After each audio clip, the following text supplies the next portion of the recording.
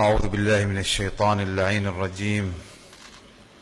توكلت على الله رب العالمين، وصلى الله على خير خلقه محمد وآله أجمعين. بسم الله الرحمن الرحيم.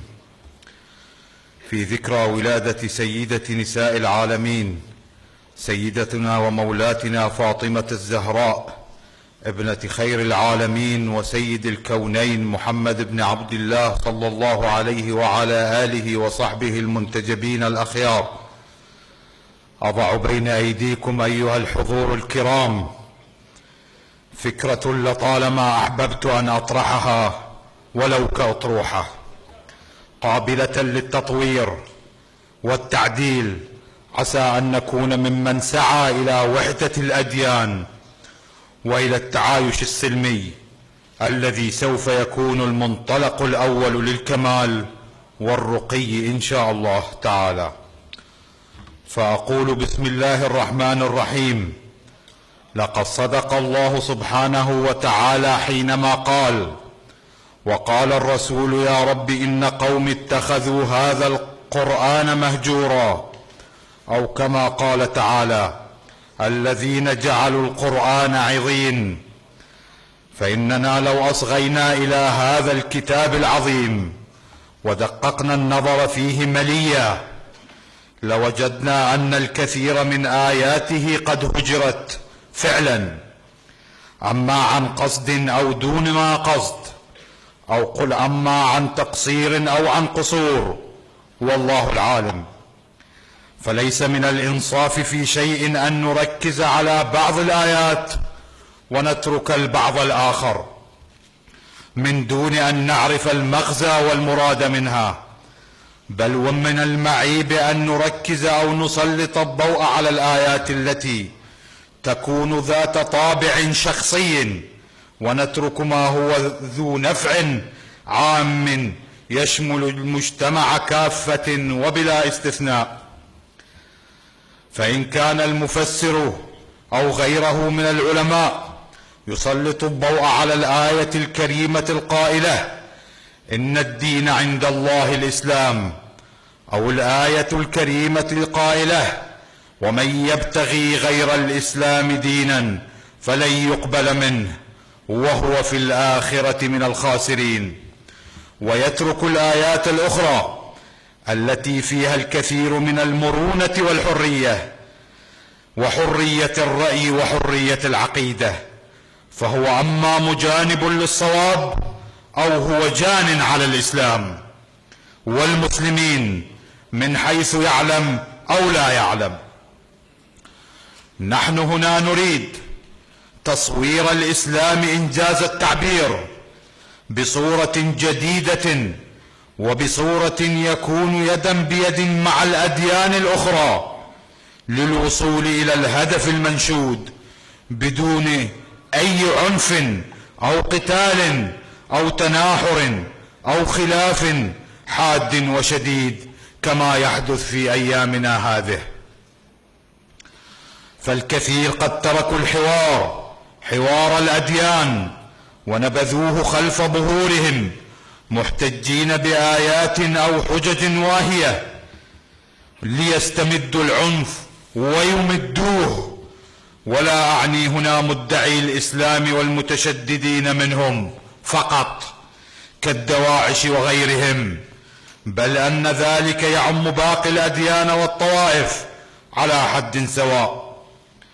فنحن وإياكم نرى ما يحدث في بورما من عنف وحرق وقتل وتعذيب من جهة، وما يستعمله الغرب الذي يدعي الانتماء إلى نبي الله عيسى بن مريم سلام الله عليه من عنف وحرب واحتلال وما إلى غير ذلك، وما ترسانته الحربية والنووية عنا ببعيدة، أو حتى بعض المنتمين إلى اليهودية ونبيها موسى بن عمران سلام الله عليه كما هو في فلسطين وغيرها. نحن كمسلمين وممن يقول بأن الدين الحق بأنه الدين الحق، فعلينا تربية أنفسنا وتقويمها قبل أن نربي الآخرين ونقومهم، وأن نتخذ الحوار ما دمنا على قوة ورباطة وجأش قبل أن نطالب الآخرين به، وأن لا نحكم السلاح بيننا ولا بين الأديان إلا ما كان دفاعا عن النفس. ثم لا ينبغي علينا أن نغفل أن الكثير من الأديان السماوية المعززة بالكتب السماوية قد جاءت على نهج معلوم ثم انحرفت شيئا فشيئا وعبر مر العصور، فحيث جاءت اليهودية فانحرف الكثير منهم فبعث الله المسيح، ثم انحرف الكثير منهم فبعث الله محمد بن عبد الله رسولا وشاهدا ومبشرا ونذيرا لكي يتمم مكارم الأخلاق لا أن يقصي باقي الأديان.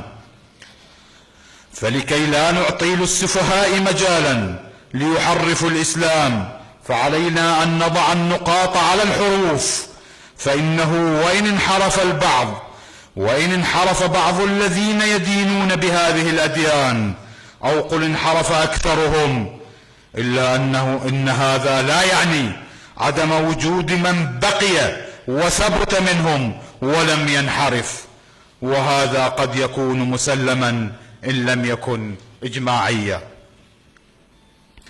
إلا أن السؤال المهم هنا هو كيفية التمييز بين من ثبت وبين من انحرف، فأقول هنا أس الموضوع وجوهره، بل هو المغزى من كتابتي لهذه السطور، لأضعها بين أيديكم الكريمة، عسى أن ننتفع وتنتفعون وينتفع كل محب للسلام والإسلام.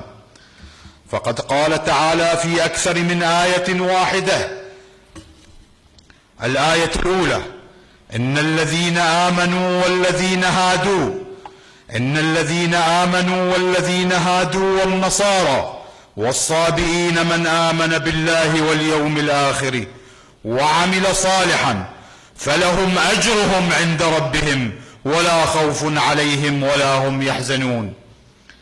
الآية الثانية: إن الذين آمنوا والذين هادوا والصابئون والنصارى من آمن بالله واليوم الآخر وعمل صالحا فلا خوف عليهم ولا هم يحزنون. ومن المؤكد أن تكرارها ليس عبثيا، جل الله تعالى عن ذلك وعلى علوا كبيرا، بل التكرار جاء ليكون بمثابة التأكيد والإصرار والرغبة المتعالية من لدنه جل جلاله لتطبيق الآيات التي اعتبرتها في بدء الحديث من الآيات المهجورة، حتى وصل بالبعض جعل بعض مفرداتها محرفة وخاطئة والعياذ بالله. فحري بنا هنا أن نسلط الضوء على هاتين الآيتين من خلال عدة منطلقات. المنطلق الأول: إن الأديان المعترف بها سماويا والمتسالم عليها كشيء أولي هي: أولا، إن الذين آمنوا وهم المسلمون ظاهرا والمؤمنون خاصة، عن الذين يؤمنون بالله برسول الله صلى الله عليه وآله وصحبه المنتجبين الأخيار، وكذا بالنور الذي أنزل معه. ثانيا، الذين هادوا وهم الذين قالوا إنا هدنا إليك، أي اليهود ونبيهم موسى بن عمران عليه السلام. ثالثا، النصارى وهم المسيحيون ونبيهم عيسى بن مريم سلام الله عليه. رابعا، الصابئين أو الصابئون، ولا فرق عندي من هذه الناحية، سوى إن إحداهما صفة والأخرى اتصاف، وهم فرقة معلومة عند الأغلب حتى قيل أن لهم كتابا سماويا.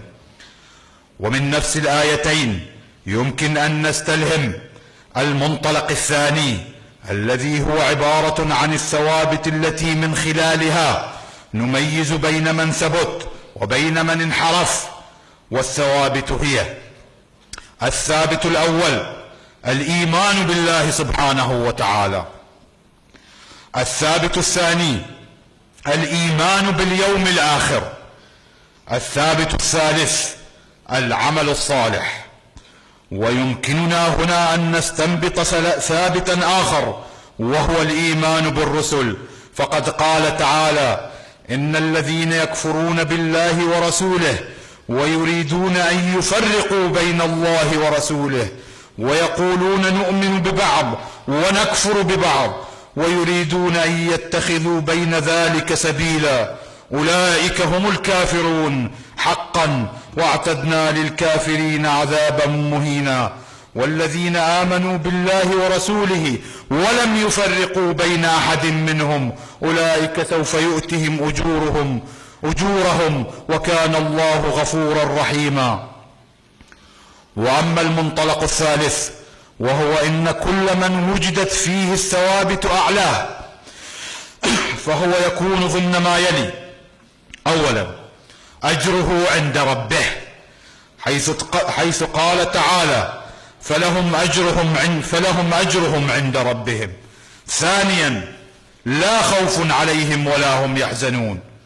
إذن أيها الأخوة، فكل دين من الأديان أعلاه لم يؤمن بالله أو أشرك به أو اتخذ جسدا إلها أو لم يؤمن باليوم الآخر ويوم الحساب ولم يعمل صالحا واتخذ الممنوع والحرام عملا والعنف مسلكا فليس ممن لا خوف عليهم ولا هم يحزنون.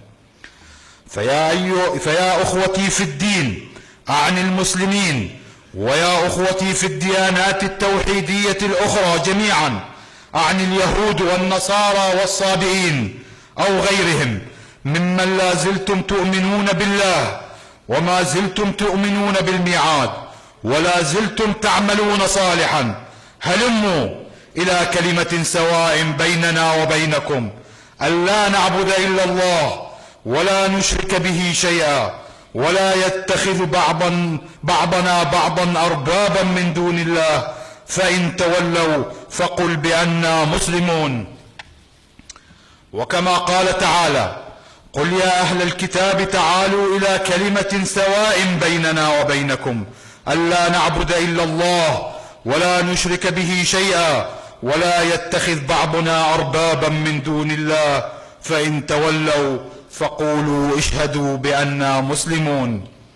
فتعالوا إلى كلمة سواء نؤمن بالله ولا نشرك به شيئا ونؤمن باليوم الآخر ونعمل صالحا يرضاه تعالى ونترك كل خلافاتنا جانبا ولنحكم العقل والحوار بيننا، بل ونحيل أمر الخلاف بيننا إلى الله سبحانه وتعالى.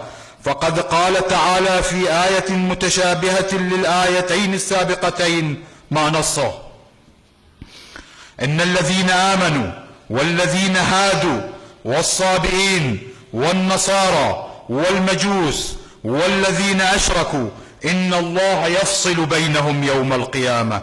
إن الله يفصل بينهم يوم القيامة، مو أنا وأنت حبيبي، إن الله يفصل بينهم يوم القيامة، إن الله على كل شيء قدير. ومن هنا نفهم أن من يحاول الفصل بين الأديان في عالمنا هذا إنما هو مخطئ، فليس من واجبنا أن نفصل، بل الله سبحانه وتعالى يفصل بينهم يوم القيامة، والله هو الشاهد والشهيد على كل الأديان بصدقها وكذبها وبثباتها وانحرافها. ومن شاء فليؤمن ومن شاء فليشذ، وسيكون شاذا بين الأديان منبوذا عن الأديان التي يجب أن يجمعها الحوار والمحبة والسلام. فلتعلموا أيها الأحبة أن كل المطلوب هو العبودية لله سبحانه وتعالى والانقياد إليه واليقين بالرجوع إليه، والعمل الصالح يرفعه. وليس من حق مسلم أو يهودي أو صابئي أو نصراني أن يدعي دينا أي دين وهو لم يطبق ثوابته وأسسه. وكل من طبق فسيحظى بالسعادة الأبدية عند رب غفور ولا خوف عليه. فسلام قولا من رب رحيم. وشكرا لكم.